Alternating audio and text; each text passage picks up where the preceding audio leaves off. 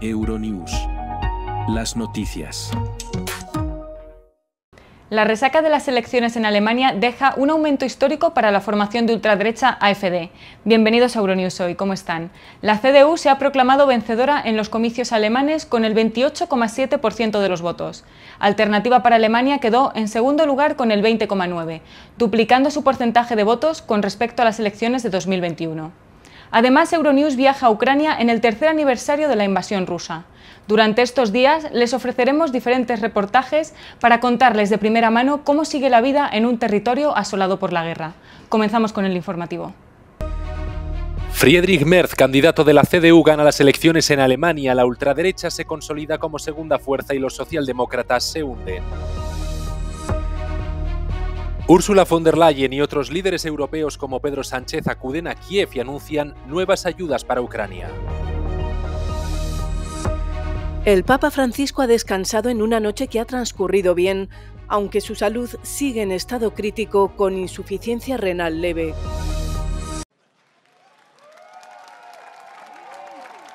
Victoria de la derecha en las elecciones alemanas. Friedrich Merz será el próximo canciller, pero tendrá que formar un gobierno de coalición. Su partido, la CDU de corriente conservadora, ha sido el más votado con el 28,6% de los votos.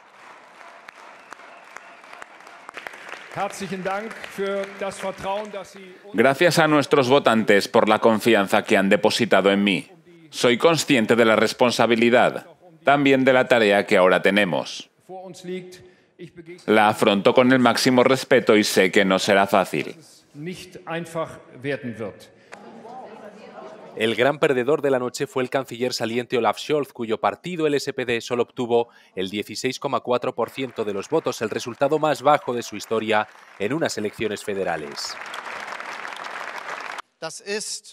Este es un amargo resultado para el Partido Socialdemócrata. Es una derrota electoral. Creo que esto debe quedar claro en vista de los resultados. Y también es muy importante para mí decir que es un resultado a partir del cual debemos avanzar juntos. La segunda fuerza política en el país es la ultraderechista AfD, que crece 10 puntos y obtiene el 20,8% de los votos. Merz dice que no quiere pactar con ellos y prefiere una coalición alternativa, pero la candidata de AfD le tiende la mano. Hemos duplicado nuestros votos. Ellos querían reducirlos a la mitad. Ha ocurrido lo contrario. Y debo decir una cosa, nuestra mano permanecerá tendida para entrar en el gobierno e implementar la voluntad de Alemania. Estamos dispuestos a entrar en el gobierno.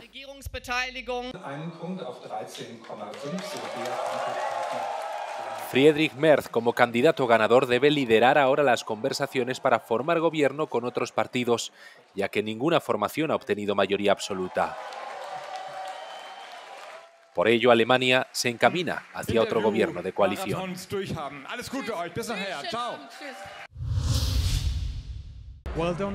No dejen que la música de fondo les engañe. Ha sido una noche decepcionante, una noche para los verdes que no justificaría una gran fiesta. Hay 3 conclusiones clave para estas elecciones para los verdes, y todas ellas son bastante dolorosas. La primera es el resultado que han obtenido. Las encuestas predijeron que obtendrían entre el 10 y el 14% de los votos, y se han quedado justo por debajo del 13%. Un resultado decepcionante. La segunda conclusión es que el resultado no les coloca en buena posición para formar parte del próximo gobierno, ni en una posible coalición entre 3 partidos, el SPD, la CDU y los Verdes. Ni en una posible coalición a 2 bandas con la CDU, que ahora es casi imposible. La tercera clave es que han perdido un apoyo significativo. Ha perdido porcentajes significativos de votantes a la izquierda. Die Linke tuvo una exitosa campaña en redes sociales en los últimos días de la campaña electoral. Y ahora la pregunta más apremiante para los verdes va a ser: ¿qué pueden hacer para conseguir su núcleo de votantes? ¿Y cómo lograr que los votantes jóvenes regresen a su campo?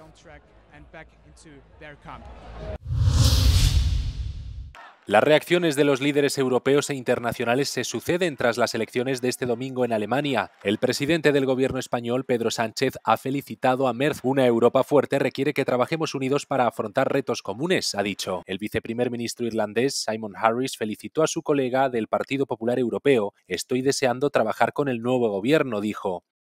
El primer ministro griego, por su parte, asegura que se trata de un resultado decisivo no solo para Alemania, sino también para el resto de Europa. Peter Fiala, primer ministro de la República Checa, deseó éxito a Alemania en la formación de un gobierno federal de coalición y confió en seguir estrechando los lazos entre ambos países. El presidente de Estados Unidos, Donald Trump, lo calificó de gran día para Alemania.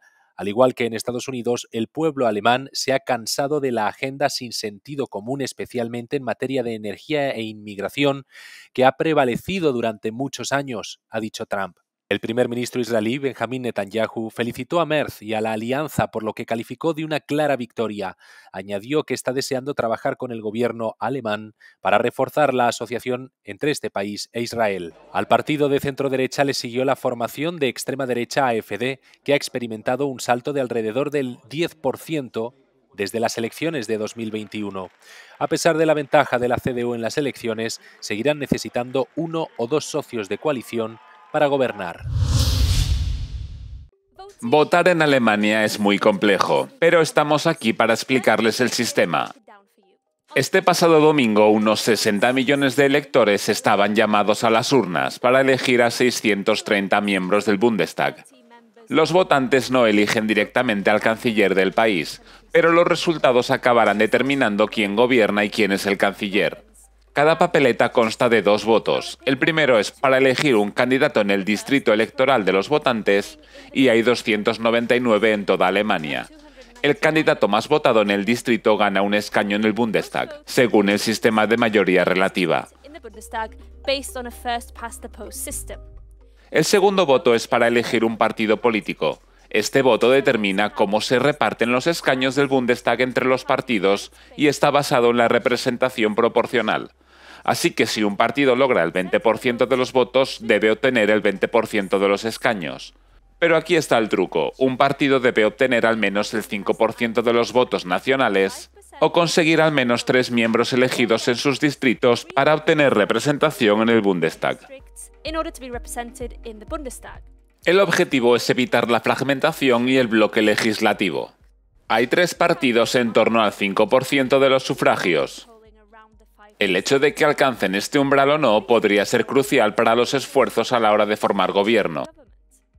En elecciones anteriores se han creado escaños adicionales para los candidatos que logran directamente un escaño de distrito, pero cuyo escaño no ha sido asegurado por su partido en la segunda votación. En esta ocasión estos escaños serán eliminados ya que se ha aprobado una nueva legislación para mantener el número de escaños en 630 y evitar que el Bundestag crezca. Una vez asignados los escaños, los partidos dialogan para formar una coalición mayoritaria para gobernar. El presidente alemán propone un candidato a canciller, normalmente de acuerdo con los partidos de la coalición, y los candidatos deben obtener la mayoría en el Bundestag para ser elegidos.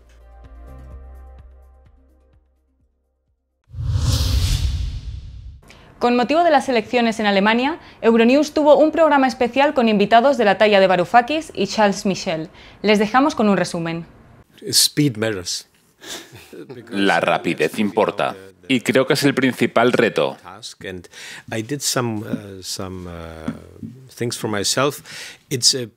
Es posible para la CDU tener una coalición solo con los socialdemócratas si los de Sarah Wagenknecht no entran en el Parlamento. Tal vez sea suficiente tener el 29% más el 16% para conseguir la mayoría de los escaños en el Parlamento. Y eso podría ser el fundamento de una coalición rápida. Yorgos Papandreou.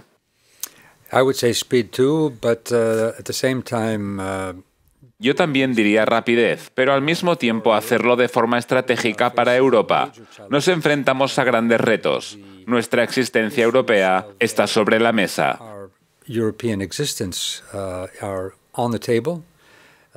¿Es necesario pensar realmente sobre cómo va a avanzar Europa? Sí, se trata de un gobierno en Alemania, pero también hablamos de las cuestiones que realmente tenemos que tratar para cambiar. Hay que cambiar Europa para mejor, que esté más unificada, más fuerte y confiada. Se trata de una elección muy paradójica porque a la vez es más o menos lo mismo de siempre, en el sentido de que vamos a tener un cambio de canciller, pero más o menos será la misma coalición de democristianos y socialdemócratas con el apoyo de los verdes.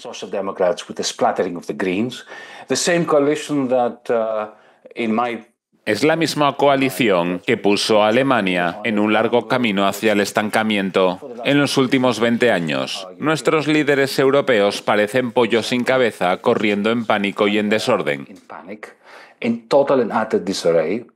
Es el resultado inevitable de más de una década de hablar de solidaridad cuando se impone una dura austeridad a los pueblos.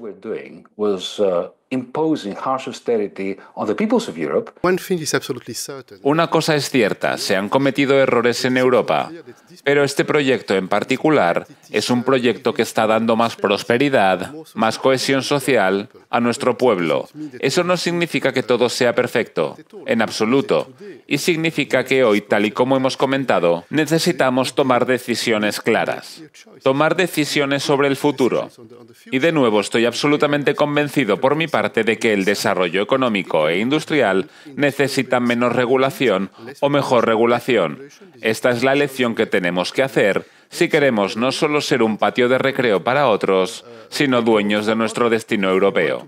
Necesitamos invertir mucho más en defensa y seguridad y tenemos que hacerlo juntos.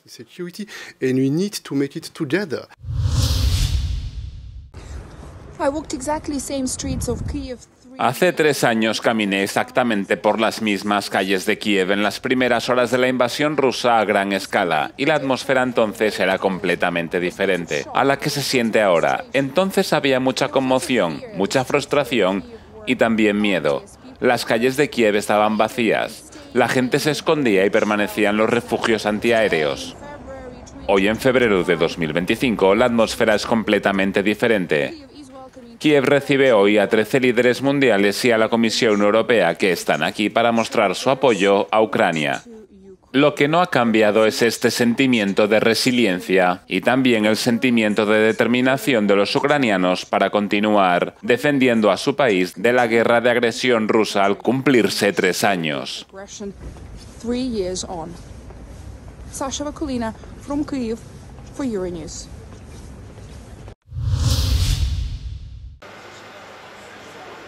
Los líderes europeos, entre ellos la presidenta de la Comisión Ursula von der Leyen o el presidente español Pedro Sánchez, han llegado este lunes a Kiev para mostrar su apoyo en el tercer aniversario de la invasión a gran escala de Ucrania por parte de Rusia. La visita llega en un momento en el que las políticas de Estados Unidos sobre Rusia y Ucrania han cambiado bajo la presidencia de Donald Trump. La visita de Ursula von der Leyen y el Colegio de Comisarios se produce en un momento crítico para Ucrania. El gran impulso de Donald Trump para iniciar negociaciones con Rusia ha puesto patas arriba 3 años de unidad política entre los aliados occidentales. ¿Podría Bruselas ponerse al día con la rápida diplomacia de Washington? Hasta ahora la pregunta sigue sin respuesta. Sin embargo, Ursula von der Leyen está decidida a mantener el apoyo financiero a Ucrania, el apoyo militar al ejército ucraniano y, en tercer lugar, la ayuda de emergencia para reparar la infraestructura energética que Rusia sigue bombardeando.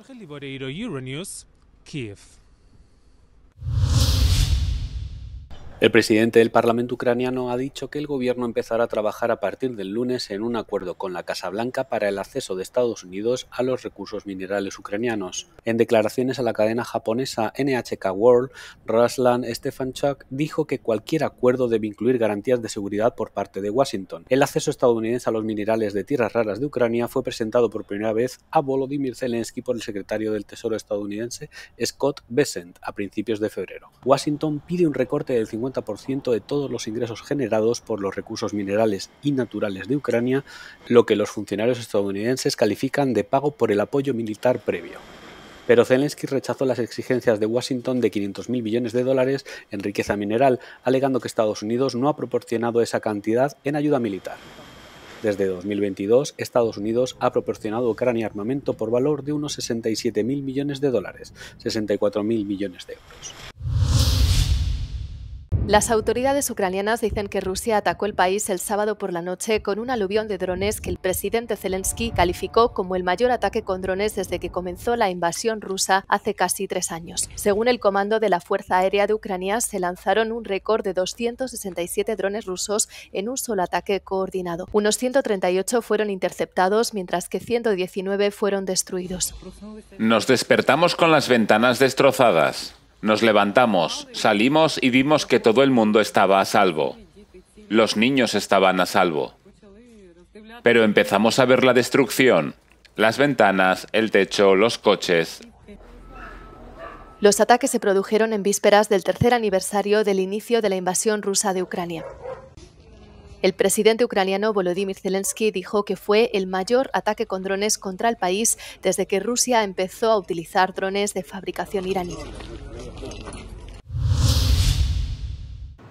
El Papa ha dormido y está descansando en una noche que ha transcurrido bien, informa el Vaticano, aunque la salud del pontífice sigue en estado crítico y con signos de insuficiencia renal inicial leve. Francisco, de 88 años, lucha contra una neumonía bilateral y una compleja infección pulmonar. Sin embargo, pudo asistir a la misa del domingo. En su último comunicado, el Vaticano aseguró que Francisco no ha tenido más recaídas desde la crisis respiratoria del fin de semana, que requirió oxígeno, una transfusión de sangre y arrojó un pronóstico reservado. Aunque los médicos aseguran que los análisis de insuficiencia renal leve están bajo control. La principal amenaza para la salud del Papa es la sepsis, una grave infección de la sangre que puede producirse como complicación de la neumonía. Mientras tanto, las oraciones por Francisco prosiguieron en todo el mundo durante el fin de semana, desde Roma hasta su Argentina natal.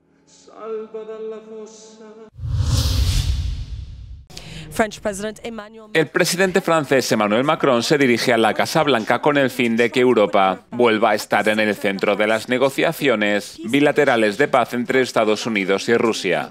Esta reunión se produce mientras los líderes europeos intentan dar con una respuesta unida al acercamiento entre el presidente Donald Trump y el presidente ruso Vladimir Putin.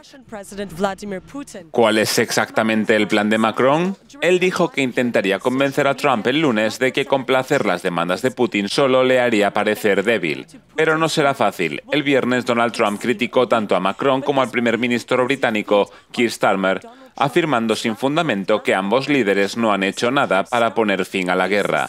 Macron será el segundo líder europeo en ir a la Casa Blanca desde la investidura de Trump, después de la reunión del presidente polaco Duda con Trump el sábado. Pero el baile diplomático está lejos de haber terminado. El primer ministro británico se reunirá con Trump el jueves para tratar de apuntalar el apoyo a Ucrania.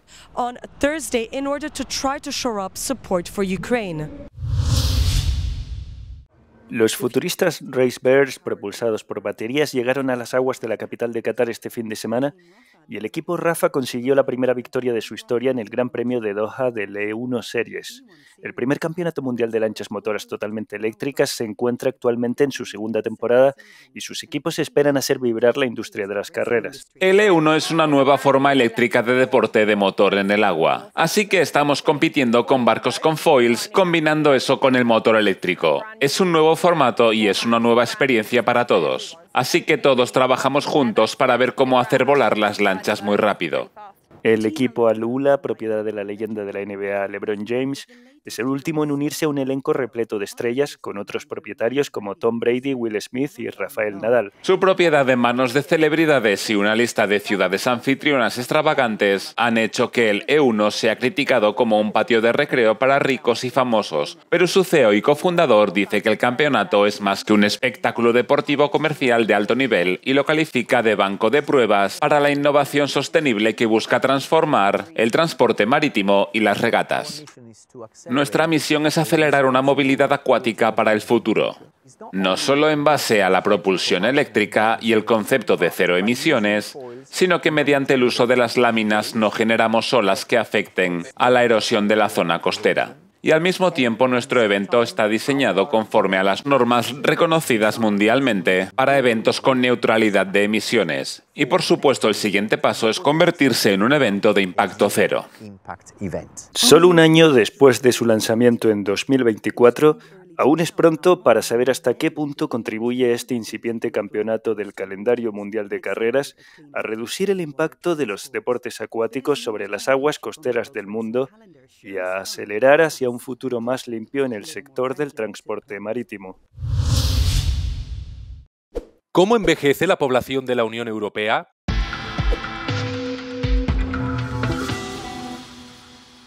A principios de 2024, la población de la Unión Europea se estimaba en 449,3 millones de personas. Más de una quinta parte de ella tenía 65 años o más. Esta cifra representa un aumento de 0,3 puntos porcentuales respecto a 2023 y de 2,9 puntos porcentuales respecto a 10 años antes. Los niños entre 0 y 14 años representaban casi el 15% de la población de la Unión Europea, mientras que las personas consideradas en edad de trabajar representaban más del 60%. Los porcentajes más elevados de niños en la población total en 2024 se observaron en Irlanda, con un 18,9%, Suecia, con un 17,1% y Francia, con un 17%. Por el contrario, los porcentajes más bajos se registraron en Italia, 12,2%, Malta 12,3% y Portugal 12,8%. En todos los países de la Unión Europea, la edad mediana oscilaba entre los 39,4 años de Irlanda y los 48,7 años de Italia en 2024. Se espera que la edad media aumente en 5,5 años, pasando de 44,7 años en 2024 a 50,2 en 2100.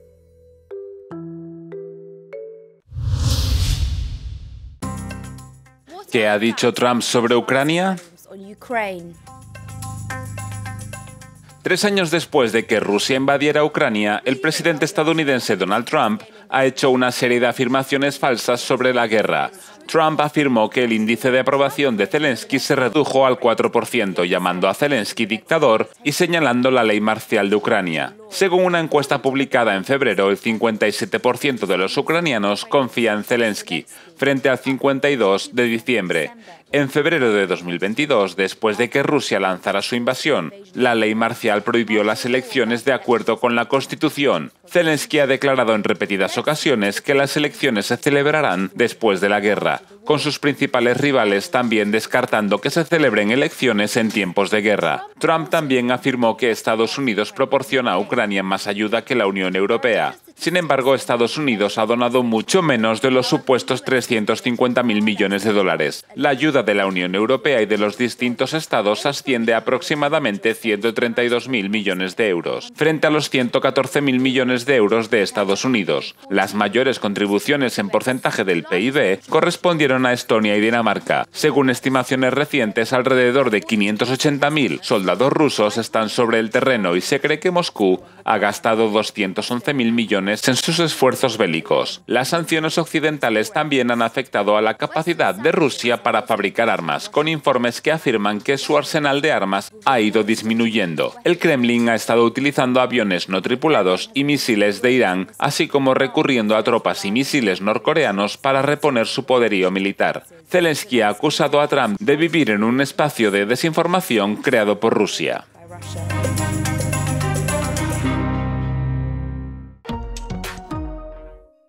Hasta aquí las noticias, ahora les dejamos con el tiempo. Como saben, pueden mantenerse informados a través de nuestras redes sociales y nuestra página web. No olviden seguirnos en el canal de YouTube para no perderse ningún Euronews hoy. Les recomendamos además que se descarguen nuestra aplicación para estar al día de todo lo que ocurre tanto en Europa como en el resto del mundo. Tras la previsión meteorológica podrán ver el vídeo No Comment del día. Buen día y buena suerte.